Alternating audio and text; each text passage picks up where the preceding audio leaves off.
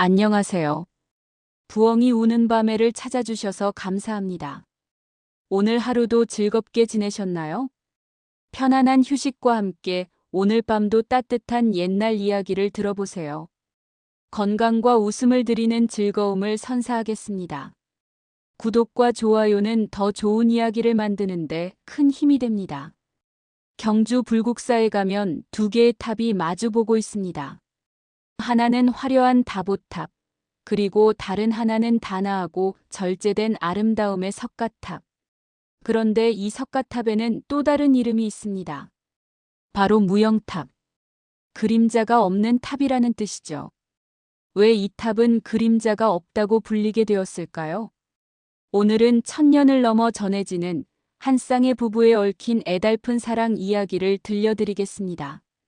조금 긴 이야기입니다만 끝까지 들어주신다면 여러분의 가슴에도 깊은 여운이 남을 것입니다.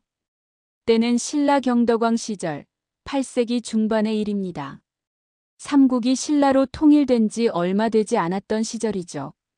백제는 이미 멸망했지만 백제의 문화와 기술은 여전히 뛰어나다고 인정받고 있었습니다. 특히 석공 기술에 있어서는 백제의 장인들이 최고였죠. 그 중에서도 아사달이라는 석공은 백제 출신 장인들 사이에서도 손꼽히는 명장이었습니다. 아사달은 어려서부터 아버지에게 돌을 다루는 법을 배웠습니다. 돌의 결을 읽고 돌의 속삭임을 듣고 돌의 영혼과 대화하는 법을 터득했죠. 그의 손에서 나온 석탑과 불상은 살아있는 것처럼 생생했습니다. 사람들은 그의 작품 앞에서 절로 고개를 숙였고 그가 깎은 부처님 앞에서는 마음이 저절로 평온해졌습니다. 마을 사람들은 감탄했습니다. 저 탑을 보게. 아사달의 손길이 닿으니 돌이 꽃처럼 피어나는구만. 저 사람 손은 신의 손이야. 돌이 저렇게 아름다울 수 있다니. 하지만 아사달은 명성에 연연하지 않았습니다. 그는 그저 묵묵히 자신의 일에 정진했죠. 그리고 그에게는 무엇보다 소중한 것이 있었습니다. 바로 그의 아내 아사녀였습니다. 아사달과 아사녀는 어린 시절부터 같은 마을에서 자란 소꿉친구였습니다. 아사달이 아버지를 따라 돌을 깎을 때 아사녀는 항상 그 옆에서 지켜봤죠. 아사달이 만든 작은 돌 인형을 선물 받으며 함께 웃고 함께 울며 자랐습니다. 두 사람은 자연스럽게 부부의 연을 맺었습니다. 아사녀는 남편에게 말하곤 했습니다. 당신은 돌을 깎을 때가 가장 행복해 보여요. 그 모습을 보는 제가 더 행복하답니다. 아사달은 부드럽게 대답했죠. 당신이 옆에 있어주니 제 손에서 더 아름다운 것들이 태어나는 것 같소. 당신은 나의 영감이자 나의 전부요. 가난했지만 행복한 부부였습니다. 아사달은 새벽부터 밤늦게까지 돌을 깎았고 아사녀는 그런 남편을 위해 밥을 짓고 옷을 기웠습니다. 저녁이 되면 두 사람은 작은 마당에 앉아 별을 보며 이야기를 나눴죠. 그들에게는 자식이 없었습니다. 하지만 서로가 있었기에 외롭지 않았습니다. 그렇게 평화로운 날들이 계속될 것만 같았습니다. 하지만 운명은 그들에게 가혹한 시련을 준비하고 있었습니다. 신라 경덕왕은 불교를 독실하게 믿는 왕이었습니다. 그는 토암산 기슭에 거대한 사찰, 불국사를 짓고 있었습니다. 그곳에 두 개의 탑을 세워 부처님의 세계를 구현하고자 했죠. 하나는 화려하고 장엄한 다보탑, 다른 하나는 단아하고 완벽한 석가탑. 경덕왕은 최고의 석공들을 모았습니다. 그리고 백제 출신의 명장, 아사달의 소문을 듣게 됩니다. 왕은 말했습니다. 짐이 듣기로 백제에 아사달이라는 석공이 있다 하였소. 그의 솜씨가 천하제일이라 하니 그를 불러오도록 하라. 신하가 조심스럽게 아뢰었습니다. 하오나 전하, 그는 백제 출신이옵니다. 멸망한 나라의 백성을. 하지만 경덕왕은 단호했습니다. 그게 무슨 상관이오? 부처님 앞에서는 모두가 평등하오. 뛰어난 솜씨로 부처님을 모시겠다는데 신라인이든 백제인이든 무슨 차이가 있겠소? 왕명이 떨어졌습니다. 며칠 후 화려한 복장을 한 신라의 사신이 아사달의 작은 집 앞에 나타났습니다. 아사달과 아사녀는 감히 상상도 못했던 일이었죠. 사신이 격식을 갖춰 말했습니다. 백제의 석공 아사달이시오? 아사달은 당황하며 대답했습니다. 예, 그렇습니다만 우리 경덕왕 전하께서 불국사에 2개의 탑을 세우고자 하시는데 그대의 솜씨를 듣고 특별히 부르셨소. 의는 부처님을 위한 성스러운 불사이니 즉시 서라벌로 떠나주시오. 아사달은 말문이 막혔습니다. 왕명을 거역할 수는 없었습니다. 더구나 부처님을 위한 일이라니 불심 깊은 아사달로서는 거절할 수 없는 일이었죠.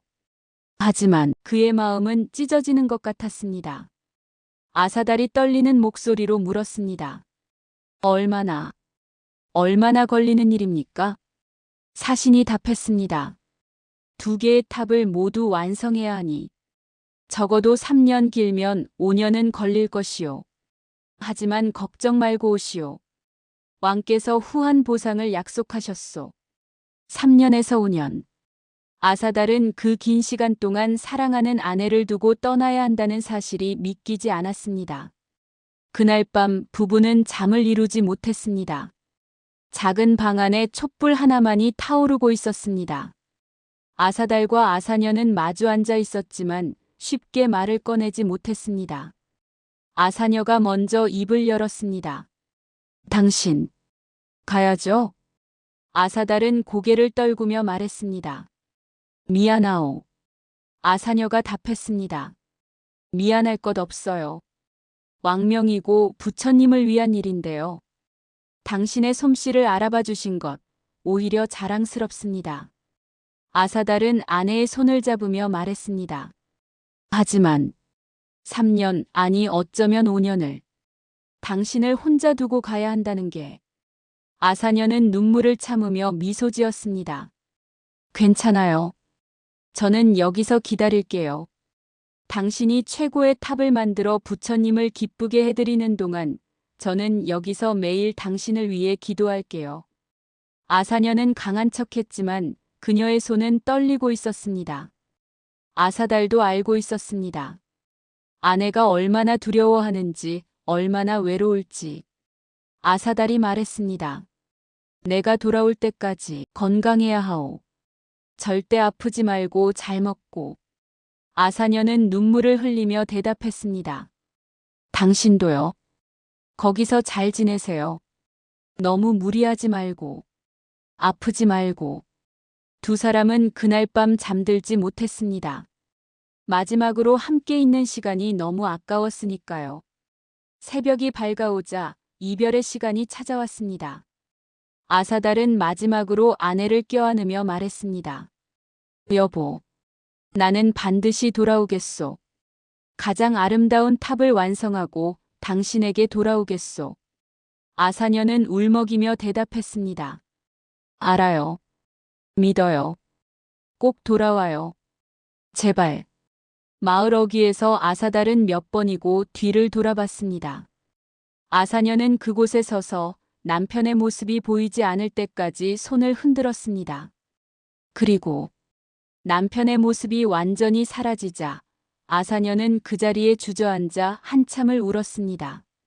그것이 2사람이 마지막으로 나눈 대화였습니다.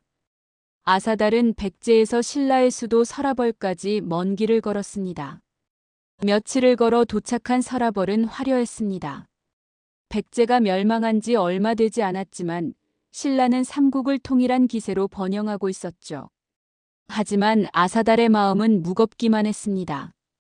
아사달은 혼잣말을 했습니다. 여보, 당신은 지금 뭘 하고 계실까? 밥은 먹었을까? 혹시 아프진 않을까? 불국사에 도착한 아사달은 그 규모에 압도되었습니다. 거대한 사찰이 지어지고 있었고 수많은 장인들이 일하고 있었죠. 그리고 그는 다른 백제 출신 석공, 아사국을 만나게 됩니다. 아사국이 반갑게 말했습니다. 오, 그대가 소문의 아사달이구려. 나는 아사국이라 하오. 나도 백제 출신이지. 함께 이 위대한 탑들을 만들어 봅시다. 아사달이 답했습니다. 반갑습니다. 아사국 스승님. 잘 부탁드립니다. 스승이라니 우리는 동료요. 나는 다보탑을, 그대는 석가탑을 맡게 될 것이요. 작업이 시작되었습니다. 다보탑은 화려하고 복잡한 구조였습니다. 여러 층으로 이루어진 복잡한 디자인, 난간과 장식들로 가득했죠. 반면 석가탑은 단순해 보였습니다. 3층으로 이루어진 간결한 구조. 하지만 아사달은 알고 있었습니다.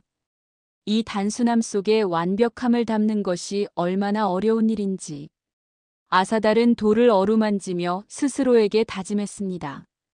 단순하지만 완벽하게. 하나의 흠도 없이. 이것은 부처님의 세계를 담는 탑이 되어야 해. 아사달은 하나하나의 돌을 정성껏 골랐습니다. 돌의 결을 살피고 돌의 색을 보고 돌의 소리를 들었습니다. 그리고 각도를 완벽하게 다듬었죠. 0.1mm의 오차도 용납하지 않았습니다. 낮에는 돌을 깎고 밤에는 설계를 다시 살폈습니다. 그렇게 시간이 흘러갔습니다. 한편 백제의 작은 마을에 혼자 남은 아사녀의 삶은 고달팠습니다. 남편 없이 혼자 살아가야 했죠. 품을 팔아 살림을 꾸려야 했습니다. 아사녀는 스스로를 다독였습니다. 괜찮아. 당신이 부처님을 위한 일을 하고 있는데 이 정도는 아무것도 아니죠. 아사녀는 매일 아침 일어나면 동쪽을 바라봤습니다. 신라가 있는 방향이었죠.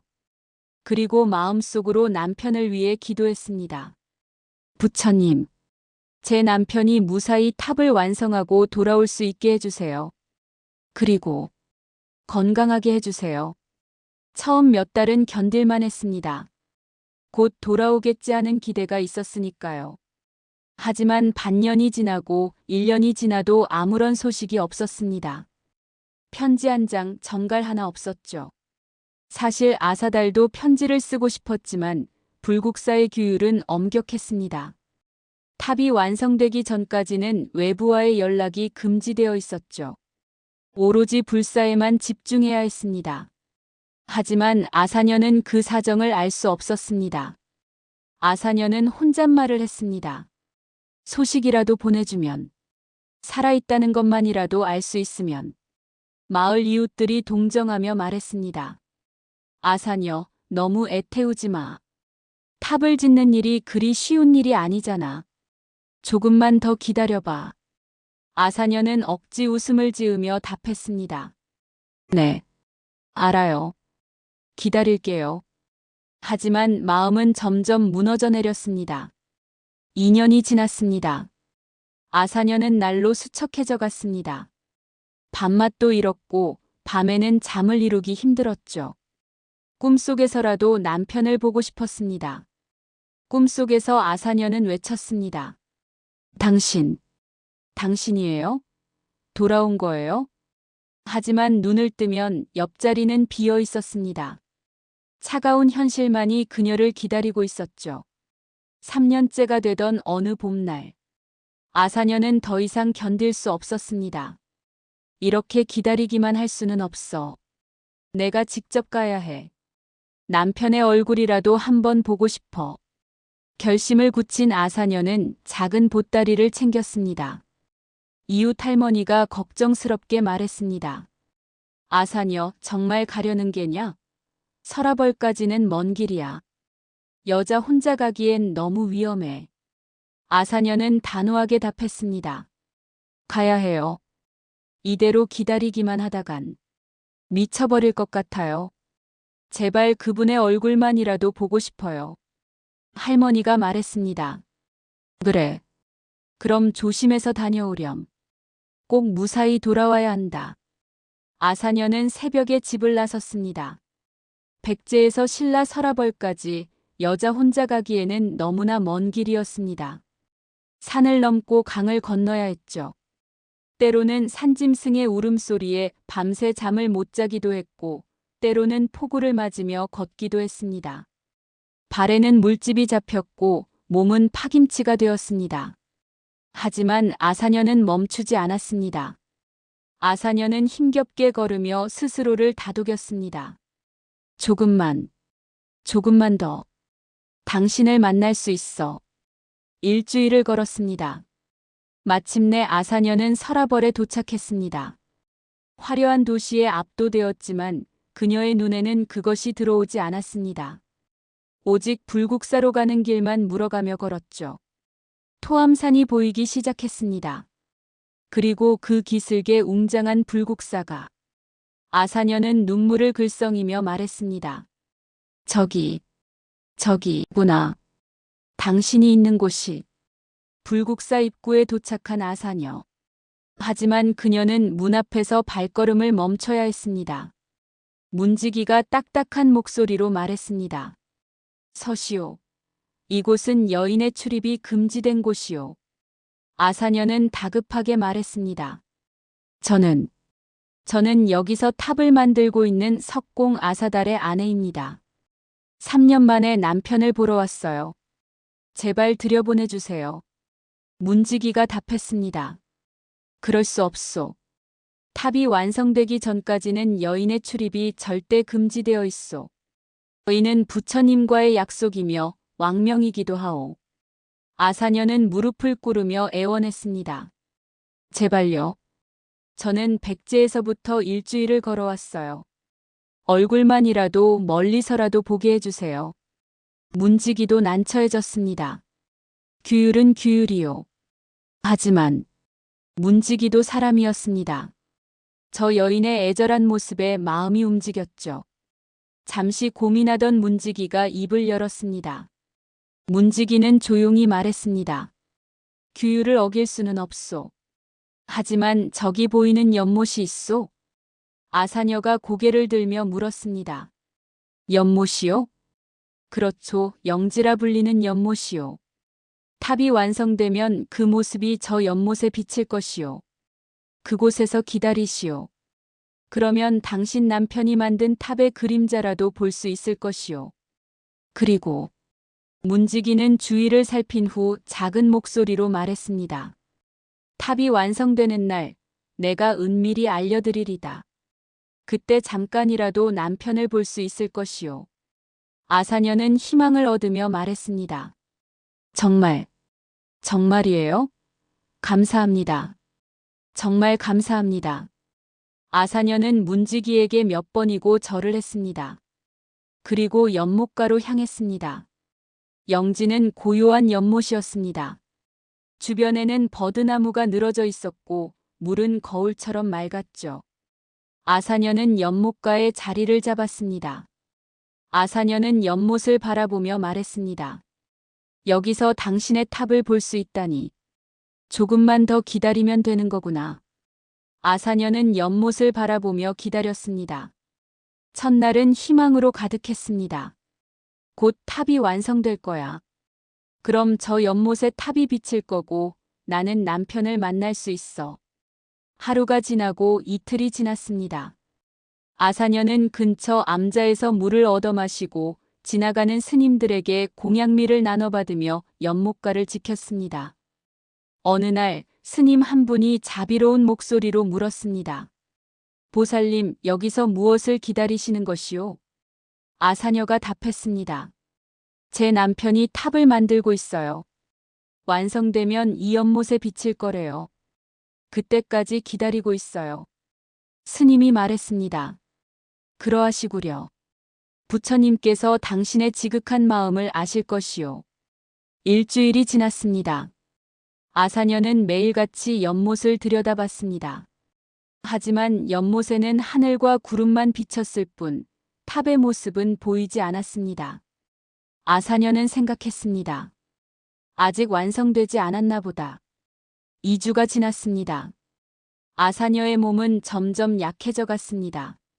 제대로 먹지도 자지도 못했으니까요. 하지만 그녀는 연못을 떠나지 않았습니다. 아사녀는 혼잣말을 했습니다. 조금만 더 기다리면. 3주째가 되던 날 이상한 일이 벌어졌습니다. 저 멀리 불국사에서 탑의 모습이 보였습니다. 거의 완성되어 가고 있었죠. 아사녀는 가슴이 뛰었습니다. 아사녀는 흥분하며 말했습니다. 저기 탑이 보여. 거의 다 됐어. 곧 연못에도 비칠 거야. 아사녀는 더욱 열심히 연못을 들여다봤습니다. 하지만 이상했습니다. 탑은 분명 저기 서 있는데 연못에는 그 모습이 비치지 않는 것이었습니다. 사실 아사달이 만든 석가탑은 너무나 완벽했습니다. 그는 3년이 넘는 시간 동안 혼신의 힘을 다해 탑을 지었습니다. 하나하나의 돌을 완벽하게 다듬고 틈새 하나 없이 맞추었죠. 아사달은 작업하며 스스로에게 다짐했습니다. 이 탑은 부처님의 세계를 담는 탑이다. 완벽해야 해. 한치의 오차도 허용할 수 없어. 돌과 돌 사이의 틈새는 0.01mm도 되지 않았습니다. 각 돌의 무게 배분은 완벽하게 균형을 이루었죠. 그 결과 햇빛이 어느 각도로 비추든 탑은 그림자를 만들지 않았습니다. 빛이 탑을 통과하는 것도 아니고 흡수되는 것도 아니었습니다. 단지 완벽한 균형과 조화로 인해 그림자가 생기지 않는 것이었습니다.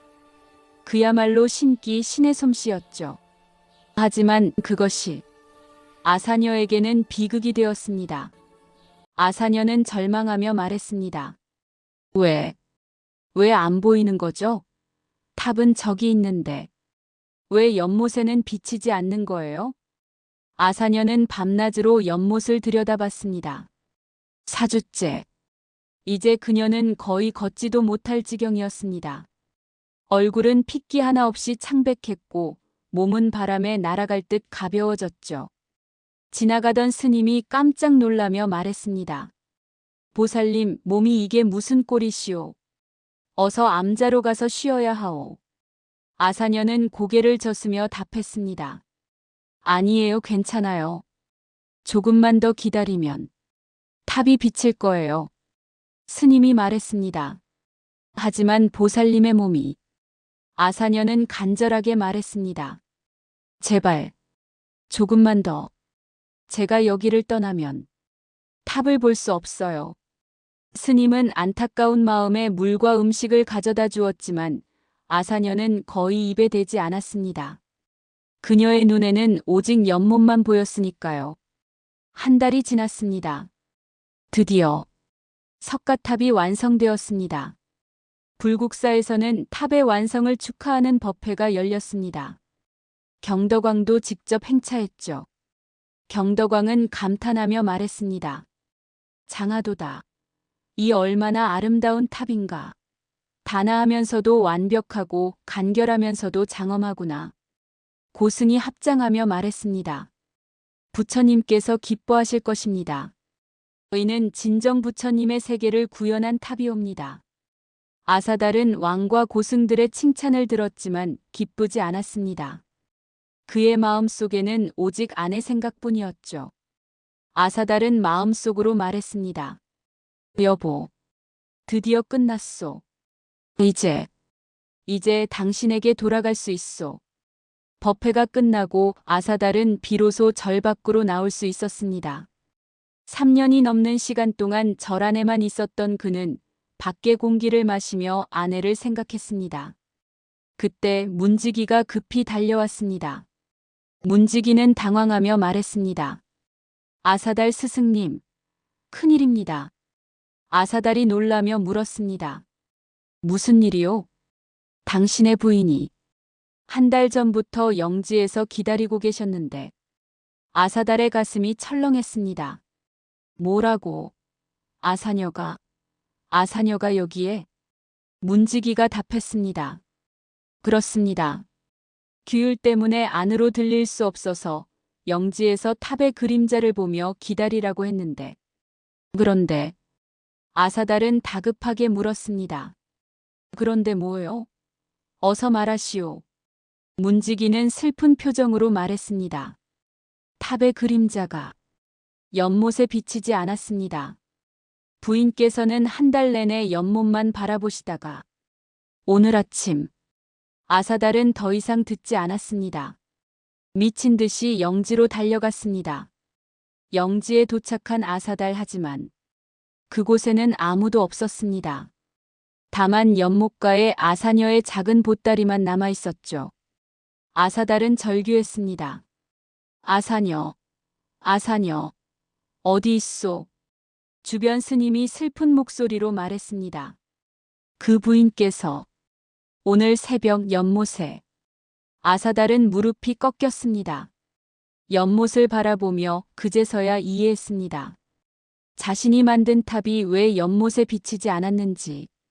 너무 완벽했기에 그림자조차 없었던 것입니다. 그리고 아내는 그 그림자를 보기 위해 한 달을 기다렸던 것입니다. 아사달은 울부짖었습니다. 아사녀, 미안하오. 내가 몰랐소. 당신이 여기서 나를 기다리고 있었다는 것을. 내가 만든 탑이 그림자가 없다는 것을. 내가 너무 완벽하게 만들려고 했소. 부처님을 위해 최고의 탑을 만들려고. 하지만 그것이 당신을. 아사달은 연못에 뛰어들려고 했습니다. 하지만 주변 스님들이 그를 막았죠. 스님이 제지하며 말했습니다. 스승님, 진정하시오. 이러시면 안 돼요. 아사달은 몸부림치며 외쳤습니다. 놓으시오. 아사녀. 아사녀를 데려와야 하오. 내가 데려와야. 그때였습니다. 이상한 일이 벌어졌습니다. 고요하던 연못 수면에 석가탑의 모습이 또렷하게 비치기 시작한 것입니다. 모두가 숨을 죽였습니다. 분명 그림자가 없는 탑인데 지금 연못에는 선명하게 비치고 있는 것이었습니다. 스님이 경애하며 말했습니다. 부처님의 자비이십니다. 다른 스님이 말했습니다. 아니요. 저것은 그 부인의 혼이 연못에 깃들어 탑을 비춰주고 있는 것이요. 아사달은 연못에 비친 탑을 보며 무릎을 꿇었습니다. 아사달은 눈물을 흘리며 말했습니다. 여보, 당신이 이렇게 내가 만든 탑을 보여주고 있는 거요? 미안하오. 정말 미안하오. 내가 당신을 지키지 못했소.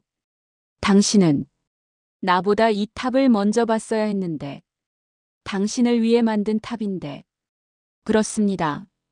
아사달은 탑을 만들면서 매일 아내를 생각했습니다. 하나하나의 돌을 다듬을 때마다 아내의 미소를 떠올렸죠. 탑을 완성하면 아내에게 보여주고 자랑하고 함께 기뻐하고 싶었습니다. 하지만 그 꿈은 이루어지지 못했습니다. 아사달은 연못에 대고 말했습니다. 여보, 나는 이제 어떻게 살아야 하오? 당신 없이. 어떻게? 연못의 탑 그림자는 흔들리지 않고 또렷했습니다. 마치 아사녀가 말하는 것 같았습니다. 당신, 살아요. 그리고 많은 아름다운 것들을 만들어요. 그것이 제 소원이에요. 아사달은 며칠 동안 연못을 떠나지 못했습니다. 먹지도 자지도 않고 그저 연못에 비친 탑을 바라볼 뿐이었죠. 일주일 후 아사달은 연못가의 바위를 발견했습니다. 그 바위에는 사람의 형상이 희미하게 보였죠. 아사달은 그것이 운명이라고 생각했습니다. 아사달은 혼잣말을 했습니다. 여보, 당신을 이곳에 영원히 남기겠소.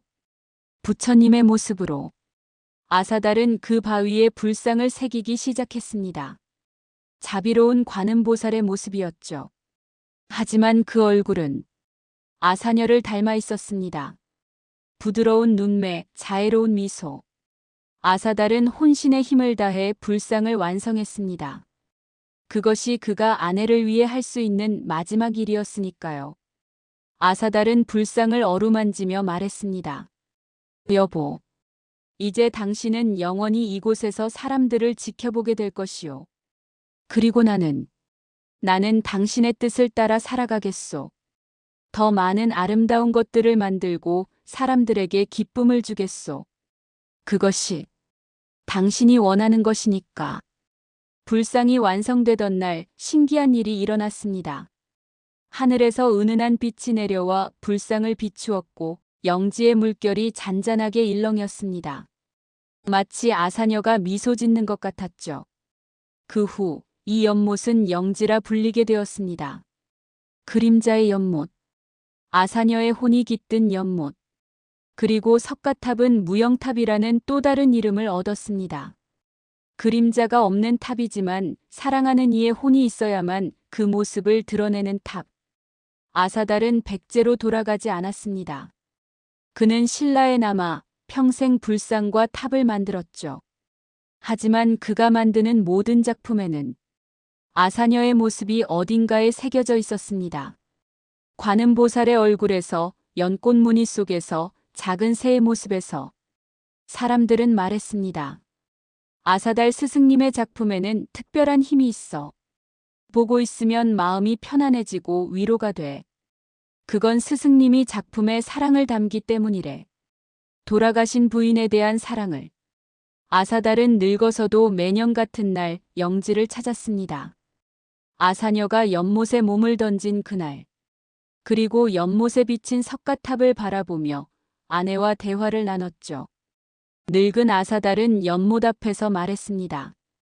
여보, 올해도 또 왔소. 나는 아직도 당신이 그립소. 매일매일. 하지만 당신의 뜻대로 살고 있소. 아름다운 것들을 만들고 사람들에게 기쁨을 주며. 그것이 당신이 남긴 마지막 선물이라 생각하오.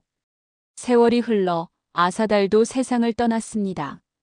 하지만 그가 남긴 석가탑은 1000년이 지난 지금까지도 불국사에 우뚝 서 있습니다. 비바람을 견디고 전쟁을 겪으면서도 한치의 흔들림 없이 마치 아사달과 아사녀의 사랑처럼 영원하게. 이 이야기는 단순한 전설이 아닙니다. 이것은 사랑에 관한 이야기입니다. 완벽함을 추구하다 사랑하는 이를 잃은 한 남자의 이야기입니다. 사랑하는 이를 위해 모든 것을 희생한 한 여자의 이야기입니다. 우리는 종종 일에 몰두한 나머지 정작 중요한 것을 놓치곤 합니다.